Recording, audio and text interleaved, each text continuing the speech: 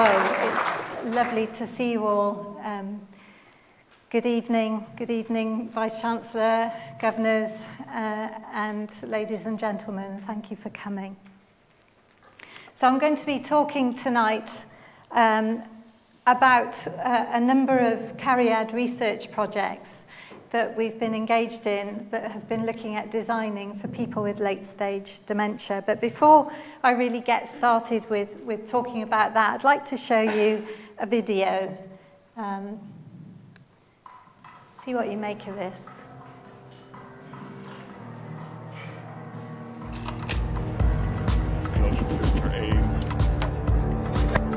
Stand by. Action.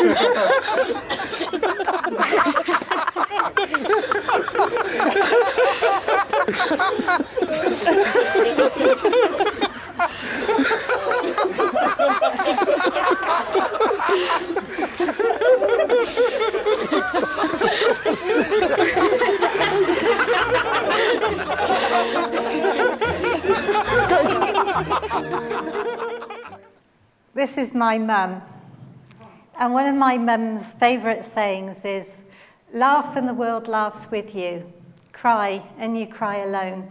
And I think we just proved that, because I had the joy of watching you while you were watching that. And the thing about laughter is it's contagious. And the thing about positive emotions, the thing about if you smile at somebody, they usually smile back. And our positive emotions are there to share, and they're there to build relationships with one another. And they're so good. They do us good. They make us feel good. But not only do they make us feel good, they actually do all this as well.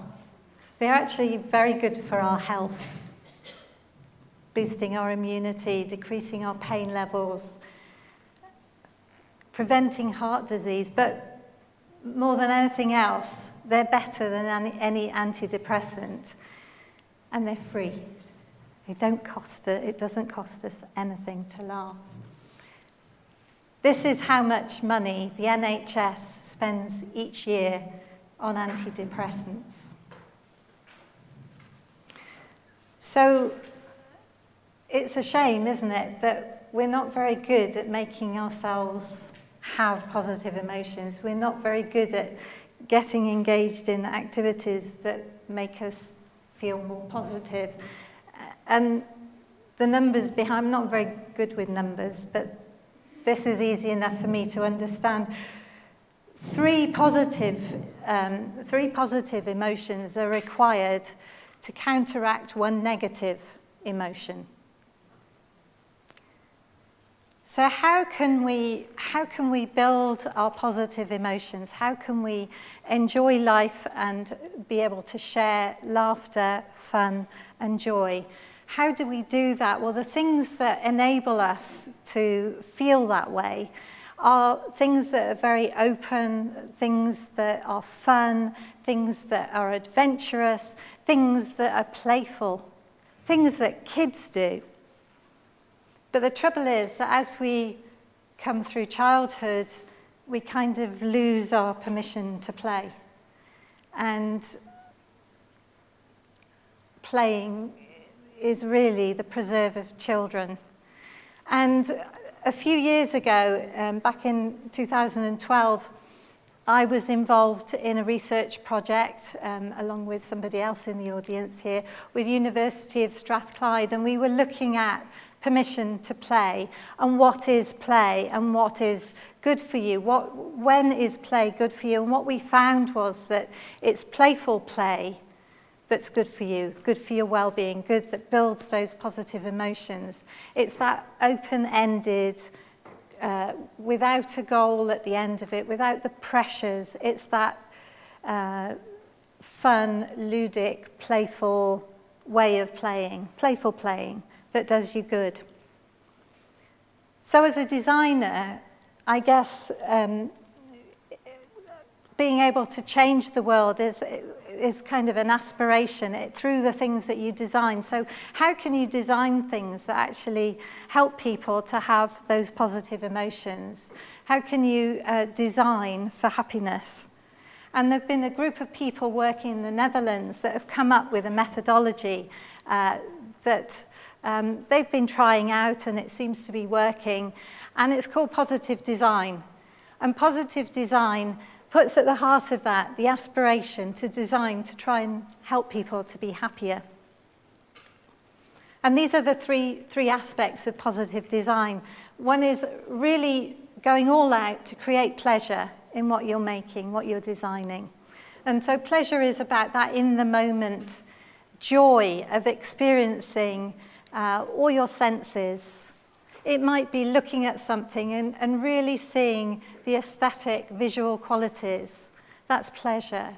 It might be smelling something and it smells delicious.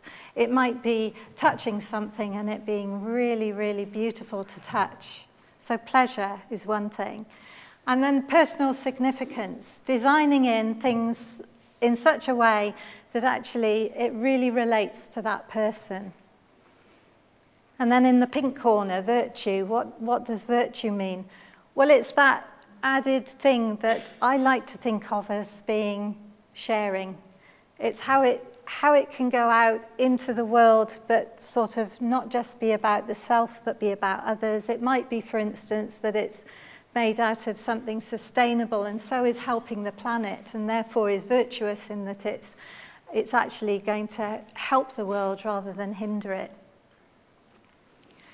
So this positive design methodology that De Smet and Polmeyer have been advocating in the Netherlands really struck a chord with me when I found out about it, because I'm going to be talking about the projects we've been working with in Cariad, which have been to do with trying to help design things to help the well-being of people with late-stage dementia. And I think to try and design for happiness in such a difficult situation as working with people with dementia, I think that's a good thing. So I think probably everybody in this room can think of somebody who has dementia or who has had dementia. Dementia is a neurological disease. It affects memory, it affects personality, it affects speech often. And you can see here on this scan, Alzheimer's disease is just one of a number of dementias. Dementia is a generic term for a number of different neurological diseases. But you can see there's a loss. And so dementia is about loss. And my first experience of thinking about designing for people with late-stage dementia came through doing a SIP work placement with Gwalia. Gwalia are one of the largest social housing associations in South Wales, and they have quite a large number of care homes for older people, and they have a number of dementia units. And while I was doing the SIP placement, people kept saying to me, what we need things for people to do because they're bored. And in our dementia units, we have all these people, and they're often neglected, and they're often very frustrated and bored, and they've got nothing to do. What we need are things for these people to do. They actually said what we need are age-appropriate toys. But toys, they said, is not a word to use because a lot of family members think that's infantilizing to people in later life. Which is why we use the word ludic artifacts. But when I say the word ludic artifact, what I mean by that is an age-appropriate toy. Things to do, things to fiddle with, things to play with, but things that are ludic, that are about playful playing, rather than goal-directed playing. So making a difference, the first project that we did was funded by OPAN and brought together a whole range of experts, because I'm not an expert in dementia, and these people are. So I brought together, through this funding, we had 3 events, and we brought together art therapists, occupational therapists, technologists, computer scientists, carers, older people. And it was a wonderful opportunity to exchange ideas around what might we do to help this group of people who really needed more fun in their life. Because, you know, why shouldn't we laugh right to the end of our lives? Why shouldn't we have fun right the way through, from beginning to end? Why should it just be kids that laugh and have fun and don't have all the pressures? You know, at the end of life, when your work time is ceased, why not be able to laugh? So one of the things that came out from this series of workshops was an idea from one of the occupational therapists who'd been working with sensory textiles. And she said, have you thought maybe you could start introducing technology into the sensory textiles? And so coming back to the idea of positive design, how could we really think about using that kind of methodology to design for happiness? How could we do that using the idea of textiles? Pleasure, yeah. Textiles give you that haptic, tactile, sensory pleasure, and they're usually lovely to look at as well. So pleasure, that was definitely going to happen.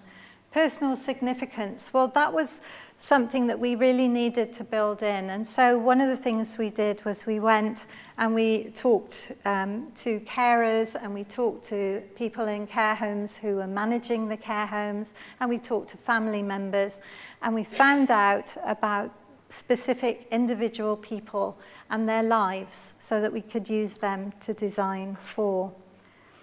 And virtue, well, we found as we went along that the virtue in the project really came through the sharing that took place between the carer and the person that received the textile. They became conversation brokers. They became ways of connecting with these people who often had no language or very little language. So then, having done that initial research, we were blessed to receive some Cardiff Met money to do a one-day workshop making what we called dementia aprons. And again, we brought together people who had textile skills, occupational therapists. They were incredibly useful. We had one working with each group, and they kept telling us what we couldn't do. You know, you can't do that because it can't go in the washing machine, or it might spread infection or whatever. So they were incredibly helpful, useful experts. And we had older people, and we had technologists working with us as well. And we made our very first textiles that had embedded electronics, and our iconic cat pocket was made. And I've got a little bit of video to show you of kind of the birth of Cat in the workshop. You may have noticed he was on your invitation thing on the computer. You probably saw him, and I think he's on the banner over there, so he's a famous puss. So the cat is in the pocket. Does the cat have a name? Does the cat have? Well, how does it purr then? I can't hear it. It's just got a little motor inside the face. No? Just like a... Who signed the Peter clearance? It's got a... Well, is it purring now? Oh, feel it. touch it. Wait, Oh, hang on. Oh, yeah. Ooh. But as part of this prototype as well, we have a database so that we could then...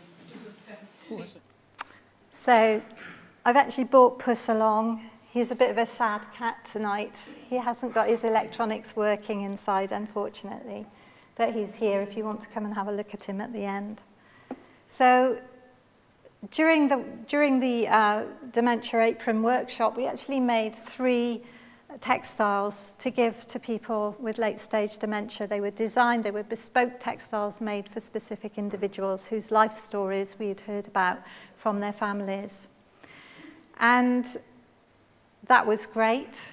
We had these 3 textiles to give back to 3 specific people. But we really needed to do more. We needed to find out what they thought of them. And so, again, we were very blessed. We had some more money to evaluate the things that we'd made with the Sensory Textile project. And this is one of the first textiles that we made. This is John with it on his lap. And you can see it's got a number of pockets on it. It's got an embedded MP3 player that has all his favourite music on there. One of the pockets has got his headphones so that he can have everything to hand. Everything he needs is there. Hasn't got to ask for a carer to bring it to him. The big leather pouch pocket on the front there was echoed a pocket he had on a leather apron when he was younger, and he used to work in his shed with his tools. And inside the leather pouch pocket, it's lined with sheepskin, wool, so that it's lovely and comforting to touch. And you can see on there as well a photograph album, a family photograph album.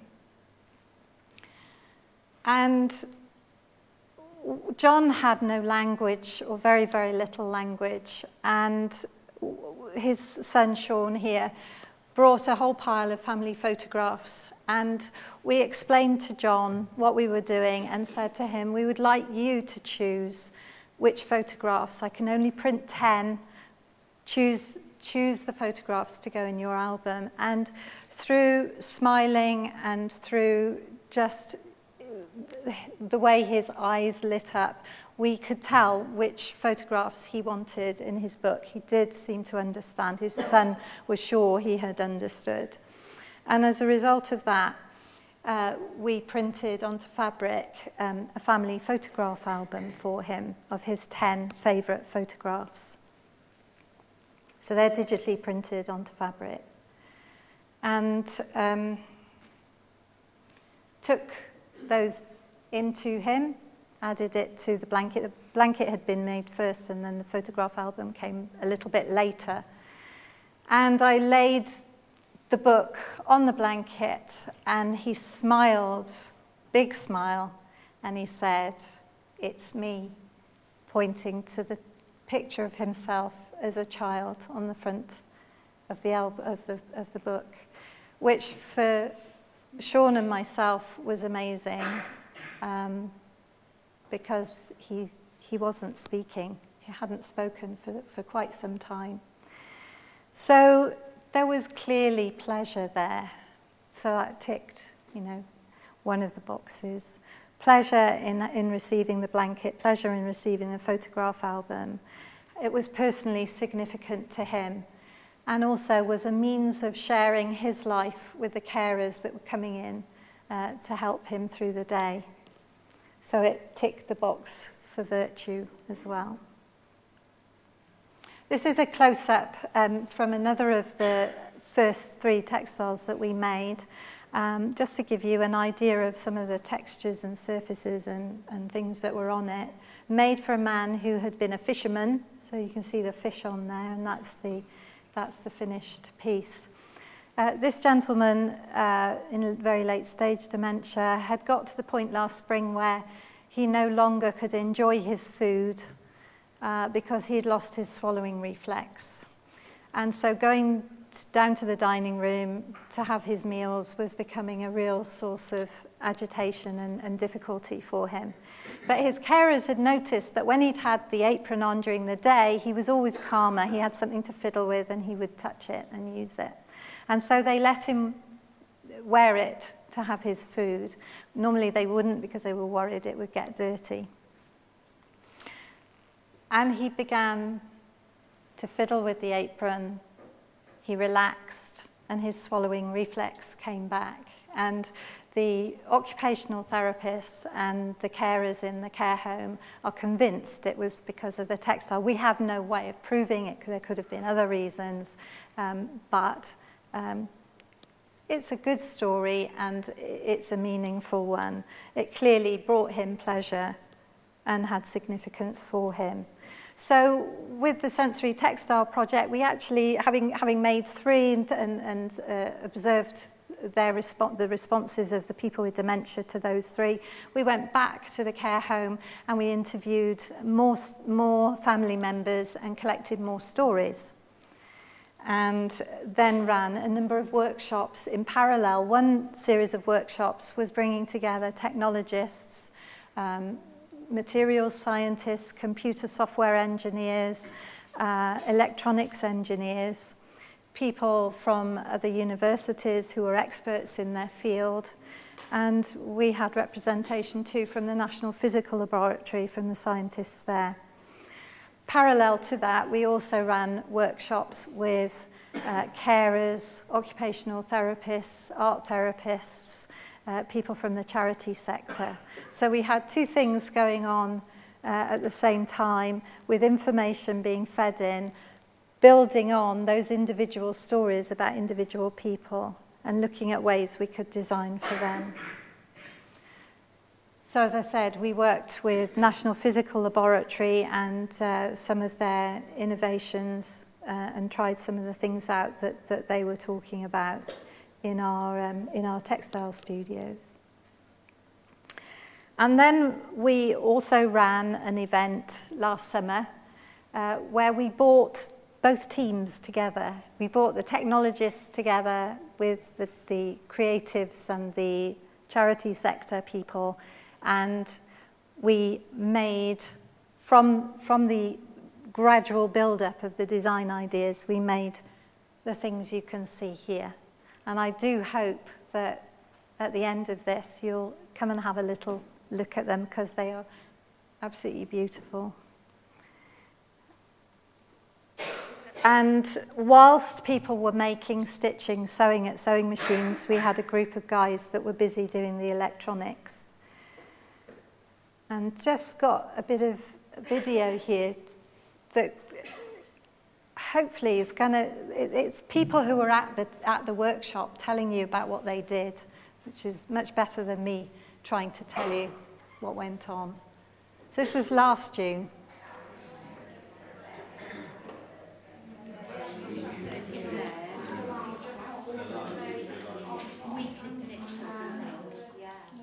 Today we've been making bespoke sensory aprons for people who have dementia in maybe later stages of their dementia and who are living in a care home. And we have been working with a particular person in mind, and we have a brief about who that person is and a bit of their life history and their likes and their experiences and their family setup and their interests. We've been put in small groups and we're dealing with this lady. We've got a little bit of a history where she was a cook, she liked music, violin was special to her. So we've had the basic of an apron shape to work on, and one of my colleagues there is doing a dog. She had a West Highland Terrier, so she's doing that. And the guys downstairs then are doing the sound of a dog barking, that when she touches the dog, she gets the dog. And I've been given the violin. So with the great help of Cathy, sort of on the sewing machine, we've made a violin. So on that now we're going to do the strings, where they touch the strings, and again then that'll sound the violin for them. So it's a simple idea, but very effective.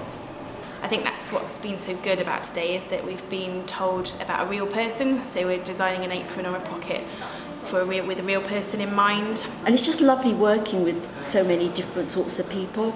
And I think that whole sort of networking thing, people coming together from different organisations, from different backgrounds to create things like this is really fabulous. And I think as well these days, a lot of charities and organisations are very aware that we don't work in isolation anymore. There's no way that we can. We have to work, we have to co-work, and that's the way that we get to, to produce some really exciting things. I was aware of the project and what the project had done and achieved, but coming today and actually seeing it in action has been fantastic. It's just very easy and accessible. It's not rocket science, really. I think what's important is that the person that you're making it for is placed at the centre of whatever you're creating, and then once you've got that set up, it's simple, really, to be able to make stuff to the benefit of that person. It's all about that individual. Don't know whether I was looking forward to it. I don't know. I was just coming with an open mind because I didn't know what to expect. But everybody's enjoyed it. It's teamwork. We're all putting our little bits into it, and it's when you bounce off ideas off other people, it's amazing what you come up with. And it's been a really, really good day. Really enjoyed it. Usually when it's research projects, I kind of switch off a little bit because I sometimes think, well, they don't really impact on people's everyday life. But what is really good about this work and this research is the fact it's impacting on people's lives, and the work that Cathy and her team have done already with Gwalia down in Swansea, we can see the positive benefits of that. So very impressed. It's very relevant because we're not arty. We don't know, do you know what I mean, what's out there with designs, but textiles, touches and all sensories are really important to people with dementia. They like to, we do basic arts and crafts and things like that, but something like this we can personalise to encourage their participation in the activity and the feeling and the smell, and make it personal to them. What I would hope is that I could take this idea to my own care home, because I work as a therapeutic practitioner and I have an arts and textiles background. So I really see that I can use this, and I'd be very interested to support the research and see how I can work with my client group, and also involve families in making these, because that's the part I think I really love it. It really joins up so many people from so many different backgrounds to this piece of work. It's very obvious to me that works in artistic and creative ways with people with dementia, to see how useful this has been. Cathy's given us examples of how it's helped people in care homes already, but for me it's really obvious really about the benefits of working both in a participatory way, of getting a group of people together to actually make the handy pockets is beneficial in itself, but the actual outcome of an individual being able to use the apron to relax, calm down, reduce anxiety by focusing on the creative, fun, playful things that are in front of them is great. It's just been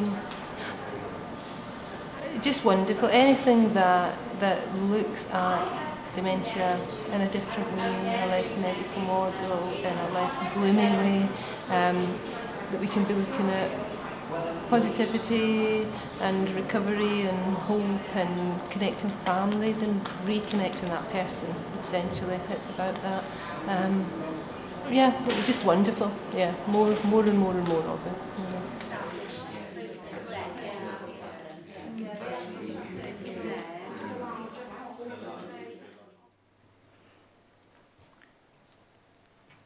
I think, it's great to acknowledge all the people that have been involved, and particularly Alzheimer's Society and Age Cymru have been fantastic, and Gwalia, our project partners, without them on board, it would have been impossible to have done the work that we've done. It's great to have this opportunity to say thank you. So we made more aprons, and you can see this one is out the front here. This particular one was made for a gentleman who's really quite young, but has late-stage dementia. He's only 67. And he's an Aston Villa supporter. And so the apron is all about football, and it's got pockets within pockets. It's got things attached on to fiddle with and play with. And it has a football. I hesitate to do this because I think it might not work, but I've got video if it doesn't work because the batteries are running low on it. But when you squeeze it, it doesn't work. It did work. Sheldon can vouch for the fact it did work earlier, but I think the battery has gone flat. But I can show it to you working. This is it under development.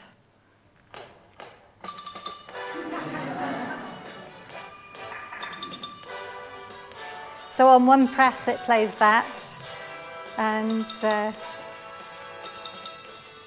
is that match of the day? Was that's match of the day? 2 presses it becomes grandstand. Don't know if you can hear that. Can you hear that? It's now, the electronics are completely embedded within the little pillow so that he can snuggle up to it. And the idea being that it taps in to those emotional memories, because the memories of life events may not be there anymore, but the emotional memory of it feeling good is retained. And so hopefully this will tap into some really good match of the day events, some really fun experiences that he had during his life.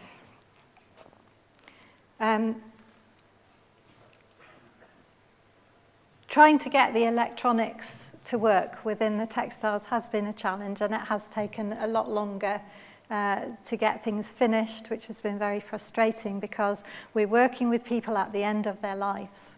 And there's a huge urgency to get these things to the people that we're making them for. And it's very, very frustrating when it takes so long to do it. But it's research and we're prototyping, and it has to be safe and things have to work.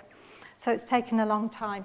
This was me playing around with trying to design a user interface that would enable a carer to take off the electronics to put the textile through a washing machine so that it wouldn't wreck the electronics. I'm going to attempt now to show you this one working. You're going to do it for me, Phil. Unfortunately, the batteries have been running low, and so I had to turn this one off. I'm just praying that it's going to work.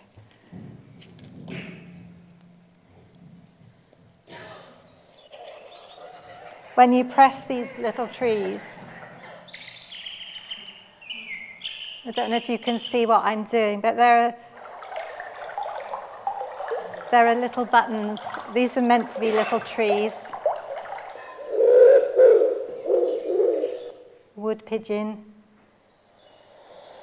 birds in the woodland. So this particular blanket is made for a gentleman with very late stage dementia, and he loved Aberglasney Gardens and loved the formal gardens and walking in the woods. He loved trees. And so the idea of the design of this, it's based on the formal gardens at Aberglasney. It's got pictures of ducks and birds on it. It's got little books with pictures of robins and blue tits and things to fiddle with inside. It's got interesting zips and tassels and things to touch. And when you just touch one of the buttons, it plays the sounds. So again, hopefully to tap into that emotional memory of walking past running water, past a stream or something like that.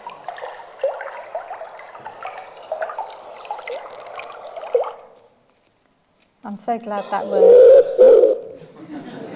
And so was the wood pigeon. He was very glad too. So the work we've been doing has been an international project. We're working with University of Technology Sydney, specifically with Dr. Gail Kenning, who's in FAS, the Faculty of Arts and Social Sciences. And we have an international project which is called HANDS. You can see the banner there. HANDS stands for Helping Assist with New Devices for Seniors. And I was there last summer as visiting scholar, and the idea is that we're trying to shadow what we're doing here in Sydney or in New South Wales. And so we have people that are working on textiles over there and working with electronics as well.